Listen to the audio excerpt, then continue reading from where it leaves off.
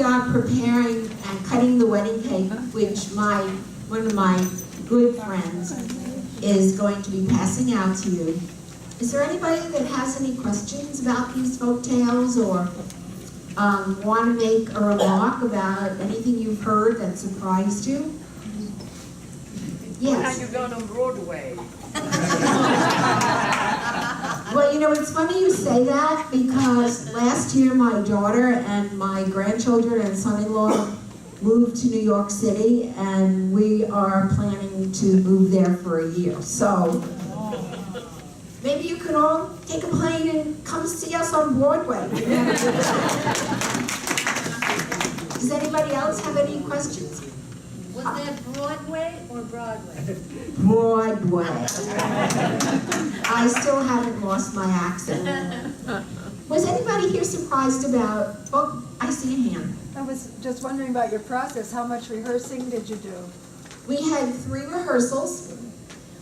Because this is staged reading, it was much easier for our actors. But in a way harder because they only had their voice. They didn't have scenery, costumes. They couldn't really use their bodies or else their scripts would fall. So I sent them a lot of emails and they followed through wonderfully. I think they did a great job. Can we give them a big hand?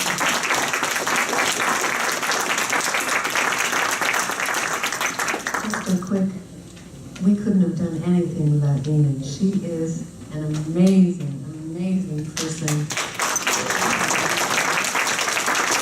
Her fortitude, her ability to keep in contact with us every night and figure out every little tiny detail. She went and got all the hats, everything. She did it all, and I am so blessed to be able to have worked with her. Thank you, Enid. Thank you. I thought the story about the woman with the face of a cow who was the scholar was really interesting because of the paradigm at the end. It seems to me like, you know, I was thinking to myself, like, why would she even want a man who only wanted her after she had washed her face with a lye solution? You know, it's like, is that true love or, you know, I thought it was interesting how that story was told. Well, yes, as Paco said, it's a very unusual story in the world's folk tales. I was a children's librarian for over 40 years, and I told a lot of stories from a lot of countries, and that one is very unique. You can also argue that it has sex stereotyping because only when she was beautiful, or as lovely as Julie at least, was he interested in her. But she did have the face of a cow. It's not that she was just homely. So I think as in many folk tales, there are many levels. And if we did this in front of preteen girls, they might come up with a different feeling, or 8th grade boys, or 9th grade boys, or 10th grade boys. Or farmers. Or farmers. Yes, sir. I just have to comment, that story made me cry. Did it really? Yes, truthfully. Frank is a veteran of our staged readings, and he couldn't make the show, and we missed you, Frank. Thank you. You were missed. Yes. I am a guest of Helen Weinstein from Israel. Oh, welcome. And I enjoyed it very much. And I must tell you that there is a huge revival in Israel, and I think even here in the United States, of the Jewish Eastern stations in Europe that were wiped out, and it's really part of our history. Our parents, our grandparents came.